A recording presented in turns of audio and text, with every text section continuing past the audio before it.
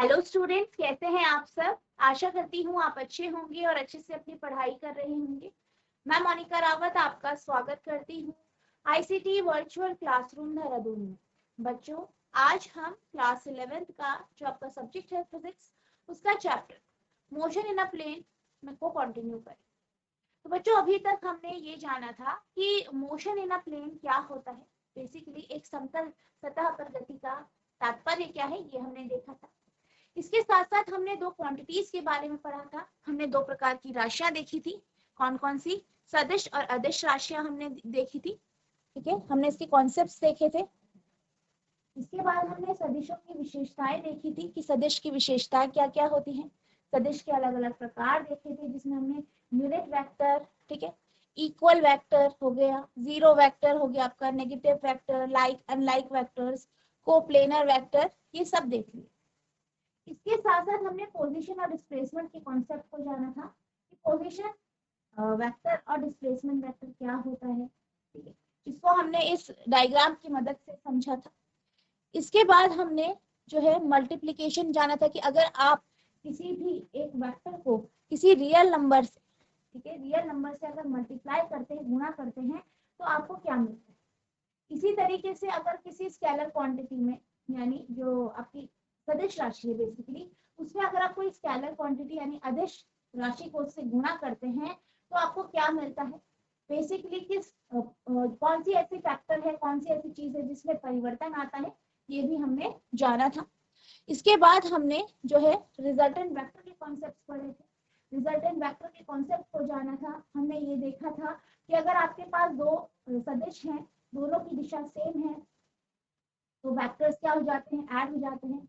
दोनों की दिशा अगर विपरीत है, ऑपोजिट है, तो माइनस हो जाता है। रिजल्टेंट वेक्टर के हमने कॉन्सेप्ट देखा। अब हम बात करते हैं triangle law of vector addition की, यानी सदिश योग का त्रिभुज। बेसिकली यहाँ पे हम बात करेंगे कि हमारे पास दो सदिश हैं। अगर वो इस तरीके से हैं कि वो किसी ट्रायंगल या किसी त्रिभुज की दो, जो उसकी साइड है, ठीक है, त्रिभुज की दो भुजाएं हैं, उनको अगर वो दर्शा रहे हैं, तो इस केस में अगर इन दो वेक्टर्स को हम ऐड करेंगे, इनका हम योग करेंगे, इन्हें जोड़ेंगे, तो हमें क्या मिलेगा। ठीक है, तो बेसिकली जैसे कि हमने पिछले लेक्चर में भी समझा था कि जो आपके वेक्टर्स होते हैं, ठीक है, ठीक है, हम क्या करें, दो वेक्टर्स को ऐड कर रहे हैं और दोनों क्या कर रहे हैं, दोनों एक ट्रायंगल की दो साइड्स, दो भुजा है। मान लीजिए ये आपका वेक्टर ए है और ये आपका क्या है, वेक्टर बी है। ठीक है, ओ पी क्यू मान लीजिए। अब जैसे हमने पिछले लेक्चर में क्या समझा था कि जो आपका पहला वेक्टर होता है, उसका जो हेड होता है, वो दूसरे वेक्टर के टेल से जोड़ा जाता है जब हम ऐड करते हैं। हमने नॉर्मली भी देखा था पिछले लेक्चर में कि जब हम ये कह रहे थे कि हमारे पास दो वेक्टर है ए और बी, उनको जब हम ऐड करते हैं तो पहले वेक्टर का जो हेड है उसे दूसरे वेक्टर के टेल पे रखते हैं। यानी पहले वेक्टर का जो तीर है, एरो है, ये हेड है, और दूसरे वेक्टर का जो टेल है, उसकी जो पूंछ है, पिछला हिस्सा जो है, इनको हम इस तरीके से रखते हैं, तब जाके ये आपका एडिशन हो। तो ये हमने लिखा था कि r बराबर इस केस में vector A plus vector B होता है, या मॉड ऑफ r जो है वो mod of vector A plus mod of vector B होता है। ठीक है, बिल्कुल इसी तरीके से यहाँ पे ट्रायंगल लॉ में भी आपका पहला वेक्टर ए है, दूसरा आपका बी है। ए का जो सिरा है, उसका जो हेड है, उसको हम क्या करते हैं, बी के टेल से जोड़ते इस तरीके से। ठीक है, तो ये क्या दर्शा रहे हैं, एक त्रिभुज की दो भुजा। अब क्या होता है, बेसिकली हमें जो इसका रिजल्टेंट मिलता है वो कुछ इस तरीके से मिलता है कि जो रिजल्टेंट है उसका जो हेड है वो दूसरे वेक्टर के हेड के साथ कोइंसाइड करता है, और इसकी जो टेल है वो पहले वेक्टर की टेल के साथ कोइंसाइड करती है, कुछ इस तरीके। तो यहाँ पर जो आपका वेक्टर एडिशन है, जिसमें हम ट्रायंगल लॉ की बात कर रहे हैं, जिसमें हम त्रिभुज के नियम की बात करें, तो उसमें यही कहा गया है कि अगर आपके पास दो वेक्टर हैं, दो सदिश हैं, कुछ इस तरीके से हैं कि वो किसी त्रिभुज की दो भुजाएं हैं, तो जब इन दोनों भुजाओं का जब हम एडिशन करते हैं, बेसिकली किसी एंगल पे, ठीक है। इन दोनों के बीच में कुछ एंगल है, मान लीजिए थीटा एंगल है, तो ये जो है इन दोनों का जो एडिशन होता है या इन दोनों का जो वेक्टर का जो रिजल्टेंट होता है, पिछले लेक्चर में हमने रिजल्टेंट की बात की थी। रिजल्टेंट बेसिकली दोनों वेक्टर को हम ऐड कर देते हैं, उनका योग कर लेते हैं, और ये एक ऐसा वेक्टर होता है जो इन दोनों की जो है इन दोनों की जो रिजल्टेंट है, जो इनका ऐड करके वेक्टर ए और वेक्टर बी को ऐड करके जो हमें मिलेगा उसकी तरह हो, बिल्कुल वही डायरेक्शन होती है, वही इसका नेचर होता है। तो यहाँ पे जो हमारे पास रिजल्टेंट आएगा उसका जो हेड होगा वो वेक्टर बी के हेड पे होगा, और इसकी जो टेल होगी वो वेक्टर ए के टेल की तरफ। ठीक है, तो ये आपका क्या है, डायग्राम है, आप इसे नोट करेंगे।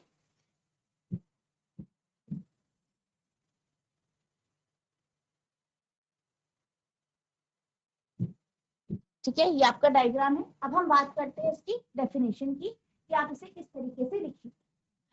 If two vectors are represented by both in magnitude and direction by two sides of triangle taken in same order, then the resultant of these vectors is represented by both in magnitude and direction by a third side of the triangle taken in opposite order.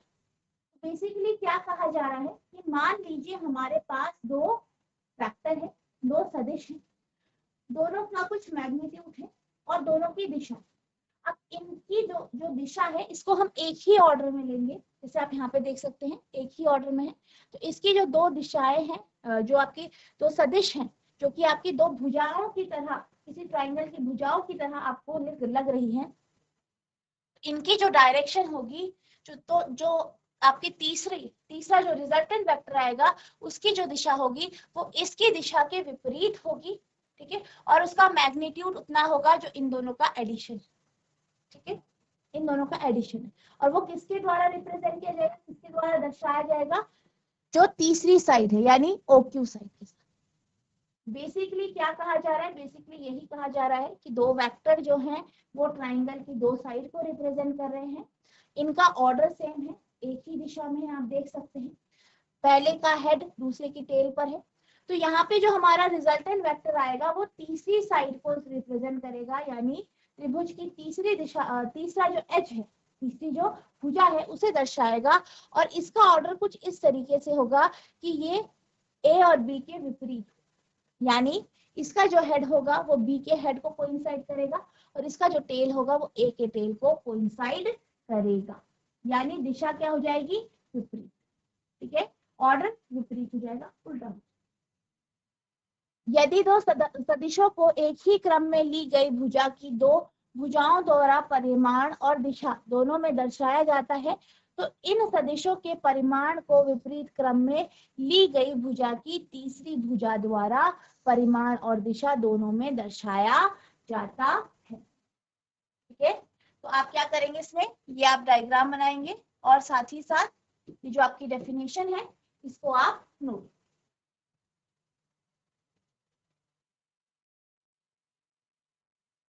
अब हम इसको derive करते हैं, देखते हैं किस तरीके से आप इसे डिराइव करेंगे।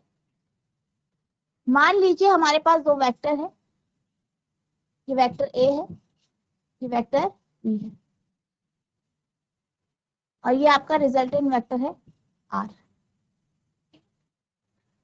अब हम क्या करते हैं, हम एक परपेंडिकुलर ड्रॉ कर देते हैं यहां से, ये आपका 90 डिग्री हो गया। ठीक है, ये हो गया आपका, आप इसे ले लीजिए P Q R S। ठीक है, अब ये 90 हो गया, और यहाँ पे जो ये एंगल है, एंगल SQR, ये आपका थीटा, हम थीटा एंगल ले। अब अगर हम इस ट्राइंगल की बात करें SQR, ये ट्राइंगल जो है आपका, ये जो त्रिभुज है ये बेसिकली कैसा है, जो है ये जो आपका त्रिभुज है वो राइट एंगल ट्राइंगल है। ठीक है, राइट एंगल ट्राइंगल है। अब इस ट्राइंगल में अगर हम देखें तो यहाँ पे आप त्रिकोणमिति का यूज कर सकते हैं, ट्रिग्नोमेट्री का यूज कर सकते हैं। ठीक है, तो आप क्या जानते हैं, अगर आप यहाँ पे त्रिकोणमिति का यूज करें तो उससे आप SR और QR की वैल्यू निकाल सकते हैं। ठीक है, तो जैसे कि आप लिख सकते हैं इन ट्रायंगल SRQ, अगर हम कॉस थीटा की बात करें, कॉस थीटा हमें निकालना है, तो कॉस थीटा क्या होगा, आपका आ जाएगा Q R upon S Q. ठीक है, अब एस क्यू क्या है आपका, वेक्टर बी है, तो आप एस क्यू की जगह वेक्टर बी लिख सकते हैं। Cos theta equals to Q R upon vector B. ठीक है, Q R upon vector B, या हम लिख सकते हैं क्यू आर बराबर बी कॉस थीटा। ठीक है, इसे आप पहला समीकरण मान लीजिए। ठीक है, हमने यहाँ पे क्या किया, ये राइट एंगल ट्राइंगल है, हमने यहाँ पे ट्रिग्नोमेट्री का यूज किया। ठीक है, बी कॉस थीटा की वैल्यू निकाल, या हम कह सकते हैं क्यू आर की वैल्यू हमने यहाँ पे निकाल दी। अब हम एस आर की वैल्यू निकालेंगे। ठीक है, तो एस आर की वैल्यू इसी ट्राइंगल में साइन थीटा से निकलेगी, तो साइन थीटा बराबर S R upon S Q होता है। ठीक है, S R upon S Q यानी एस आर अपॉन बी, या आप लिख सकते हैं एस आर बराबर बी साइन थीटा। ये हो गया इक्वेशन नंबर 2। तो हमारे पास दो इक्वेशन आ गई है। ठीक है, हमारे पास क्यू आर और एस आर की वैल्यू आ गई। अब हम क्या करेंगे, अब हम पूरा ट्राइंगल लेंगे S R P, S R P triangle लेंगे अब। ठीक है, और ये भी क्या है आपका राइट एंगल ट्राइंगल है। अब राइट एंगल ट्राइंगल में आप पाइथागोरस थ्योरम का यूज करते हैं, पाइथागोरस प्रमेय का यूज करते हैं, जिसके माध्यम से आप सारी जो आपकी जो है भुजाओं का, जो आपकी ये परपेंडिकुलर और जो बेस है, इनका जो स्क्वायर होता है, उसको अगर आप जोड़ें, उसके वर्ग को जोड़ें, तो आपके पास क्या निकलता है, हाइपोटेन्यूज का स्क्वायर। ठीक है, इस फॉर्मूले का हम यहाँ पे यूज करेंगे। आप लिखेंगे by using Pythagoras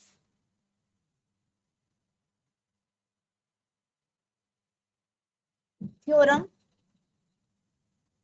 तो पाइथागोरस थ्योरम का हम यूज करेंगे इन triangle S R P.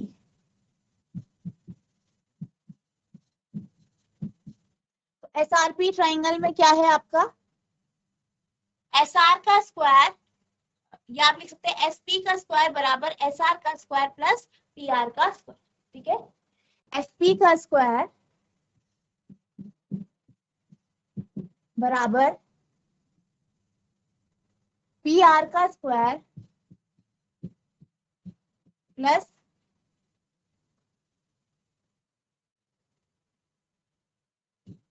S R का स्क्वायर। ठीक है, एसपी का स्क्वायर, तो एसपी कितना है, आर, यानी वेक्टर आर का स्क्वायर,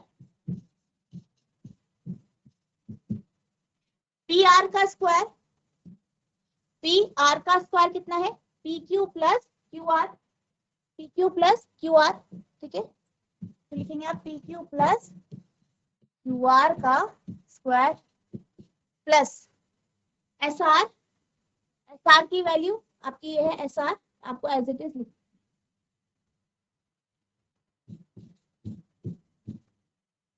ठीक है, तो ये हमने पाइथागोरस थ्योरम लगाया, फिर इसे खोल। अब हम इनकी सबकी वैल्यू रखेंगे। एसपी का स्क्वायर तो आर है, वेक्टर आर। पी क्यू की अगर हम बात करें, तो पी क्यू कितना है आपका, वेक्टर है।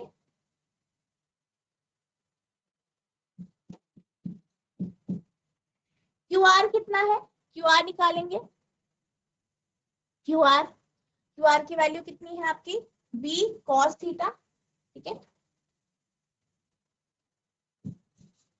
वेक्टर बी कॉस थीटा का whole square plus S R, S R की वैल्यू लिखेंगे, एस आर की वैल्यू कितनी है, बी साइन थीटा, तो आप लिख देंगे B sine theta.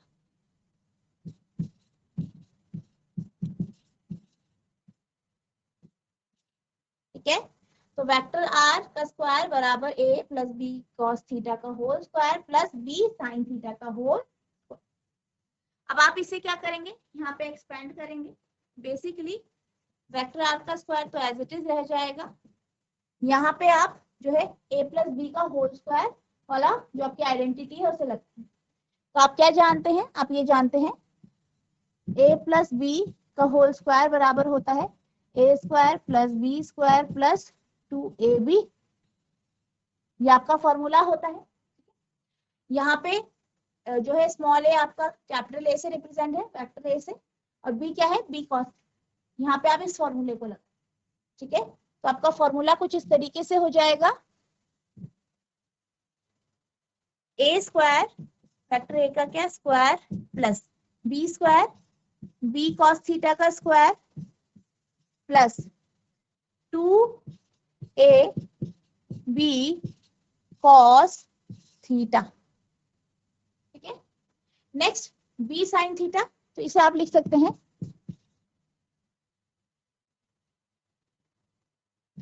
B sine theta को एज इट इज लिख दीजिए। अब आप इसे फिर से खोलेंगे, एक्सपेंड करेंगे, क्या आ जाएगा, आर का स्क्वायर बराबर वेक्टर ए का स्क्वायर प्लस हो जाएगा B square cos square theta, ठीक है।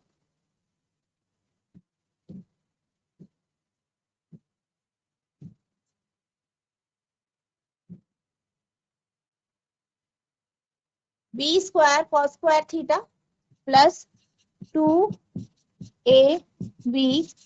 Cos theta plus B square sine square theta, ठीक है।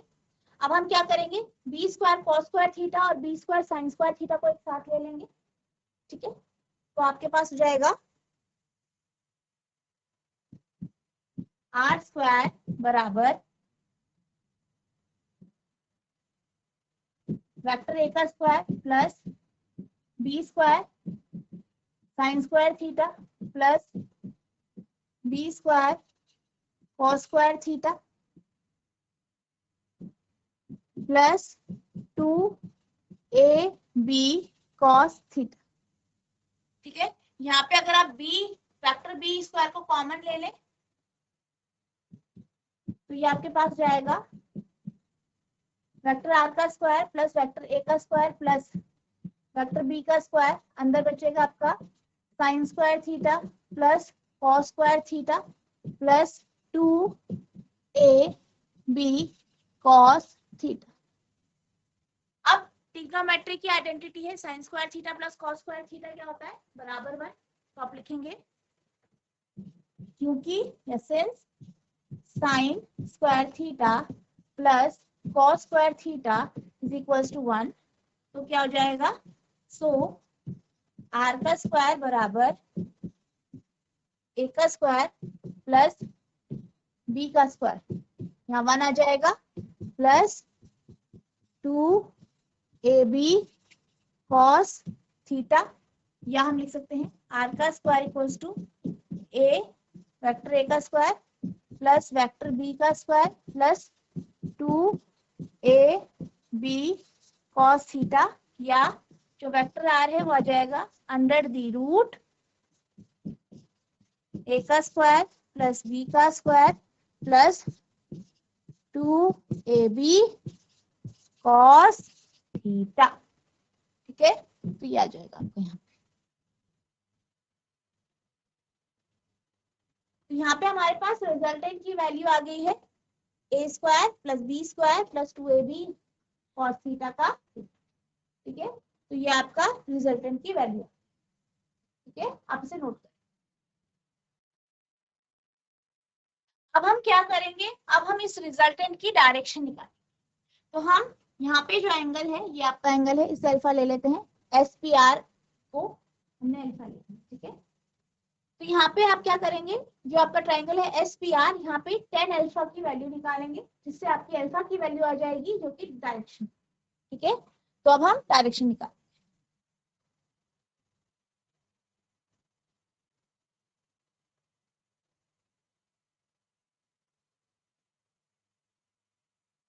ठीक है। तो आपकी डायरेक्शन आएगी,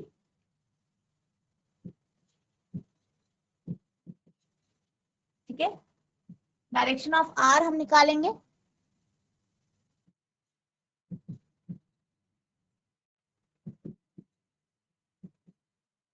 आर की हम डायरेक्शन निकालें, ठीक है, दिशा निकालेंगे आर यानी अल्फा की वैल्यू। तो यहाँ पे आप लिखेंगे in triangle S P R या एस आर पी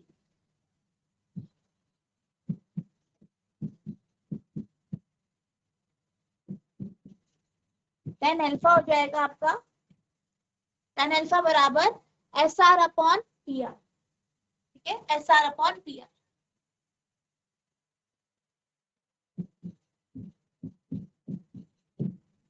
ठीक है, अब आपके पास एस आर की वैल्यू है, ठीक है, एस आर की वैल्यू हमारी बी साइन थीटा आई थी, पी आर की value P Q plus Q R लिखेंगे।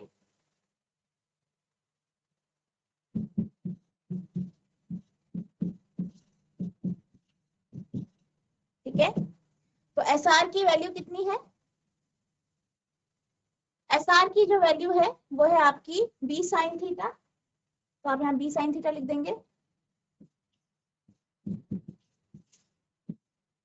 और पी क्यू और क्यू आर की वैल्यू रखेंगे, तो पी क्यू कितना है आपका ए और क्यू आर कितना है, क्यू आर है आपका बी कॉस थीटा, ए प्लस बी कॉस थीटा।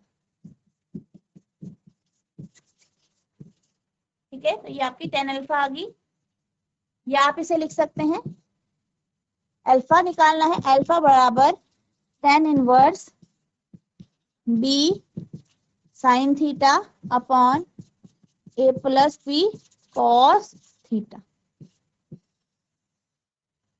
तो यहाँ पे ये अल्फा की वैल्यू आ गई है जो कि आपकी दिशा को शो, ठीक है, आप इसे नोट करें।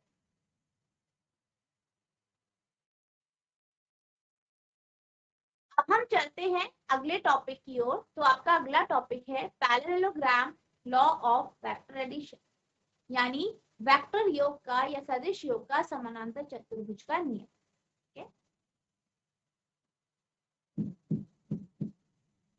तो यहाँ पर हम क्या मानते हैं कि हमारे पास दो वेक्टर हैं, जैसे हमने पिछले वाले लॉ में देखा, दो वेक्टर हैं, दो सदिश हैं, पर यहाँ पर जो ये दो सदिश हैं ये इस प्रकार से हैं कि मानो ये किसी पैरेललोग्राम यानी जो आपका समानांतर चतुर्भुज है या जो पैरेललोग्राम है उसकी दो साइड को रिप्रेजेंट कर, ठीक है, यानी कुछ इस तरीके से।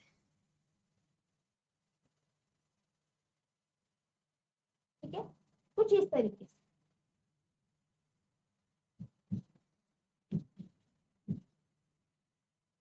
ठीक है, तो ये आपका किस तरीके से शो हो रहा है, बेसिकली आपके पास दो जो है, आपके पास क्या है, वेक्टर है, सदिश है, जो कि दो साइड को शो करे पैरेललोग्राम। तो यहाँ पे जो इनका रिजल्टेंट होगा वो इस पैरेललोग्राम, अगर हम इसे पैरेललोग्राम माने तो इसका जो डायगोनल होगा इसके द्वारा इस तरीके से शो किया जाए। ठीक है, यानी बेसिकली क्या कहा जा रहा है कि हमारे पास दो वेक्टर है ए और बी, और ये दोनों कुछ इस तरीके से हैं कि मानो किसी पैरेललोग्राम के, ठीक है, समानांतर त्रिभुज जो चतुर्भुज है बेसिकली उसकी दो साइड, अगर हमें इनका योग निकालना है तो वो हमें आर के माध्यम से मिलेगा, जो कि इसका जो या इस पैरेललोग्राम के डायगोनल को शो। ठीक है, if two vectors acting simultaneously at a point can be represented both in magnitude and direction by two adjacent sides of a parallelogram drawn from a point, then the resultant is represented completely both in magnitude and direction by the diagonal of parallelogram passing through that point. यानी basically क्या कहा जा रहा है कि अगर आपके पास दो वेक्टर्स हैं, दो सदिश हैं, और वो कुछ इस तरीके से हैं कि किसी एक बिंदु पर वो लग रहे हैं, दोनों का कुछ मैग्नीट्यूड है, कुछ परिमाण है और कुछ दिशा भी है, और ये कुछ इस तरीके से है कि मानो ये किसी पैरेललोग्राम के दो साइड को रिप्रेजेंट कर।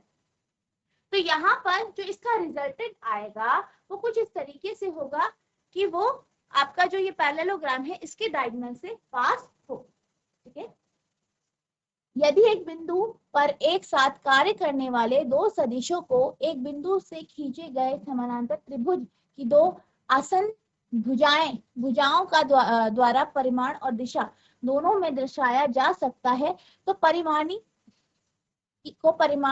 की दिशा दोनों में पूरी तरह से गुजरने वाले समानांतर त्रिभुज के विकर्ण द्वारा दर्शाया जाता है। ठीक है, तो आप क्या करेंगे, ये आप डायग्राम बनाएंगे, इसको हम ले लेते हैं पी क्यू आर एस, और आप इस जो यहाँ पे डेफिनेशन है इसे नोट करें।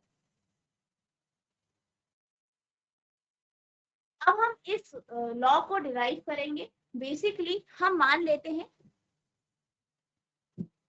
कि हमारे पास दो वेक्टर हैं जो कि इस तरीके से किसी पार्टिकल पे लग रहे हैं, किसी पॉइंट पे लग रहे हैं, ठीक है। डेफिनेशन के अकॉर्डिंग ये क्या होगा, इसका रिजल्टेंट होगा आर होगा। हम यहाँ पे आर का मैग्नीट्यूड हम क्या कर लेते हैं, एक परपेंडिकुलर यहाँ से ड्रॉ करते हैं, ठीक है, ऊपर से। ये हो गया P Q R S T, ठीक है। तो हमने क्या किया, हमारा पैरेललोग्राम हो गया। ये हमारा वेक्टर ए है, ये आपका वेक्टर बी है, और ये आपका आर है, ठीक है। और यहाँ पे हमने क्या किया, एक नीचे परपेंडिकुलर ड्रॉ करा और यहाँ से इसे एक्सटेंड किया, तो ये 90 डिग्री का एंगल है। अब आपके पास एस आर क्यू क्या है, एक राइट एंगल ट्राइंगल है, ठीक है, राइट एंगल ट्राइंगल है। अब अगर हम एस क्यू की बात करें तो एस क्यू जो होगा, ठीक है, यहाँ पे ये थीटा मान लेते हैं, तो जो ये एस क्यू होगा, ये जो एस क्यू है ये बराबर होगा टीपी के, और ये जो है, और ये दोनों जो है पूरा आपका थीटा एंगल पे होगा, ठीक है। आई होप आपको समझ में आया होगा। ऐसा क्यों होगा, क्योंकि आप जानते हैं ये क्या है, एक पैरेललोग्राम, समानांतर चतुर्भुज है। तो यहाँ पे आप जानते हैं कि जो विपरीत भुजाएं होती हैं वो बराबर होती है, और एंगल भी इनका जो होता है वो बराबर होता है, यानी दोनों समानांतर होते हैं। तो ये आपको जो है एस क्यू, ये भी बी को ही रिप्रेजेंट करेगा, इसे हम बी ले लेते हैं, ठीक है। अब हम इस ट्राइंगल में कॉस थीटा और साइन थीटा की वैल्यू निकालेंगे, ठीक है। तो आप लिखेंगे in right triangle S R Q, अगर हम कॉस थीटा निकालें, कॉस थीटा बराबर हो जाएगा Q R upon S Q, यानी कॉस थीटा को आप लिख सकते हैं Q R as it is रखेंगे, एस क्यू बी हो जाएगा आपका, यानी क्यू आर बराबर बी कॉस थीटा। ये आ गया आपका पहला समीकरण।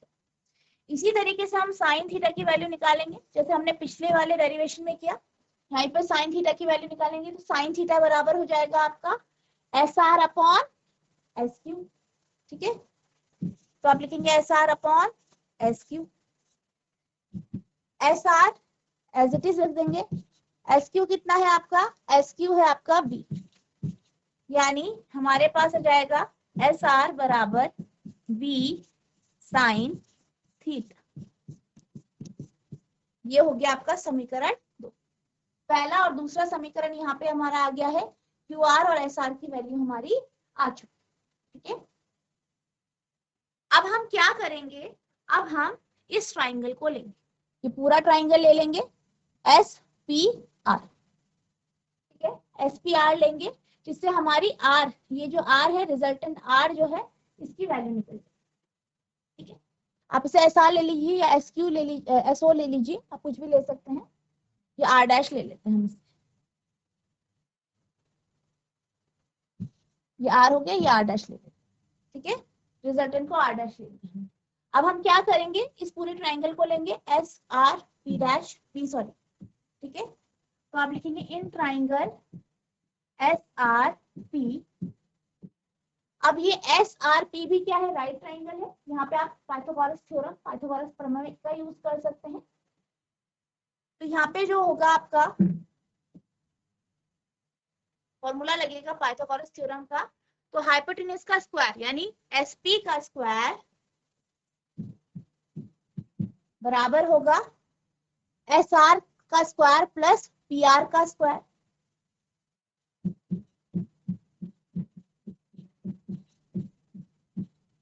ठीक है। एसपी का स्क्वायर बराबर एस आर का स्क्वायर प्लस पी आर का स्क्वायर। अब हम क्या करेंगे, अब हम पी आर की वैल्यू लिख लेते हैं, P Q plus Q R, ठीक है, P Q plus Q R का whole square plus P R का होल स्क्वायर।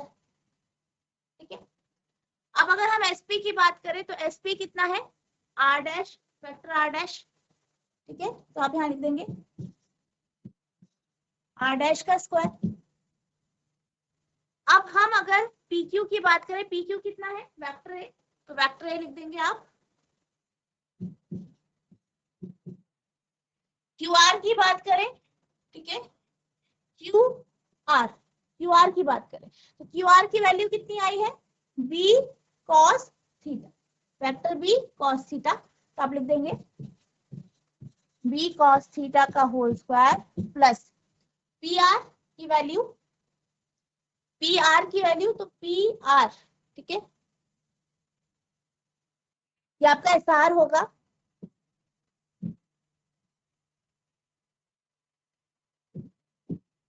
ये आपका पी आर होगा, ये आपका एस आर है, ठीक है, तो पी आर की value P Q plus Q R का होल स्क्वायर, पी क्यू की वैल्यू रखी, क्यू आर की वैल्यू, पीछे क्या है एस आर का स्क्वायर, ठीक है, आप इसे करेक्ट कर लेंगे, एस आर है, तो एस आर जो है ये है आपका एस आर, ठीक है, एस आर की वैल्यू हमने कितनी निकाली, बी साइन थीटा, यहाँ आप लिख देंगे B sine theta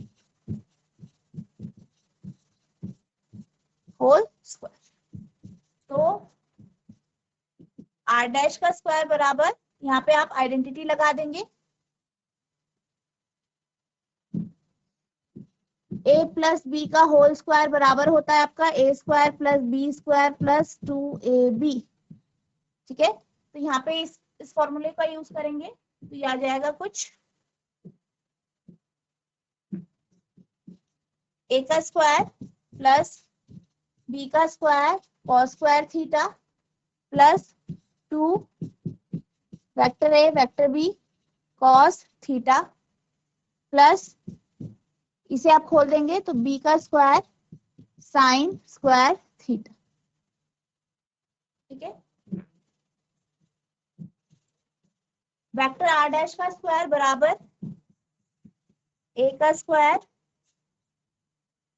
B square cos square theta B square sine square theta, तो बी स्क्वायर कॉमन हो जाएगा जैसे हमने पिछले वाले डेरिवेशन में किया, और sign square theta plus cos square theta क्या हो जाता है आपका 1 हो जाता है, ठीक है, sine square theta plus cos square theta बराबर 1 होता है, तो यहाँ पे आपके पास हो जाएगा B square cos sine square theta, B square common ले लेंगे, इन दोनों को लेंगे हम, ठीक है, ये और ये लेंगे, बी स्क्वायर कॉमन आ जाएगा, sine square theta plus cos square theta plus 2ab cos theta, ये 1 हो जाएगा, तो A square plus B square plus 2ab cos theta, ये आर डैश के स्क्वायर की वैल्यू, या हम लिख सकते हैं रिजल्टेंट यानी आर डैश बराबर अंडर द रूट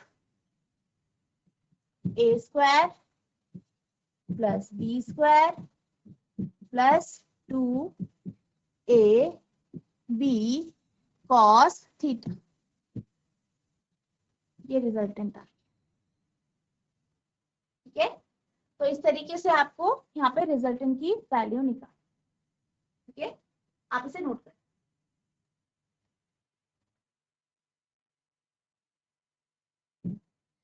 अब हम इसकी डायरेक्शन निकाल लेते हैं, तो मान लीजिए एंगल एस पी आर जो है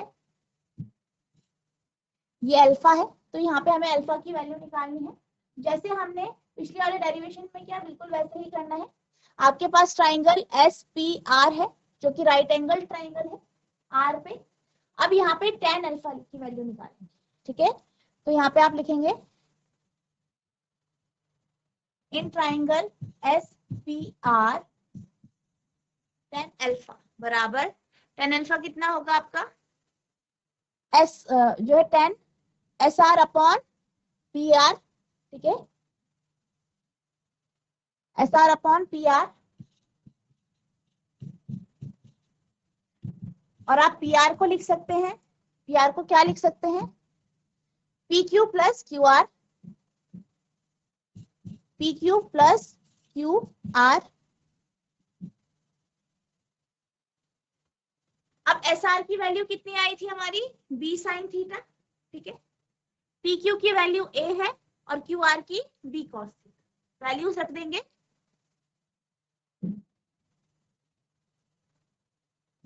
B sine theta upon A plus B cos theta, ठीक है। तो ये tan अल्फा की वैल्यू आ गई। इसको आप लिख सकते हैं, अल्फा की वैल्यू यहां से निकालेंगे, अल्फा बराबर tan inverse B sine theta upon A plus B cos theta, ठीक है। तो ये एंगल आ गया आपका अल्फा, ठीक है। आप इसे नोट करें।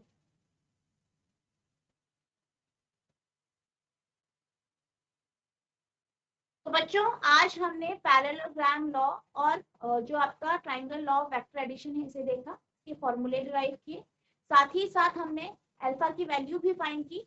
आई होप आपको ये टॉपिक समझ में आया होगा।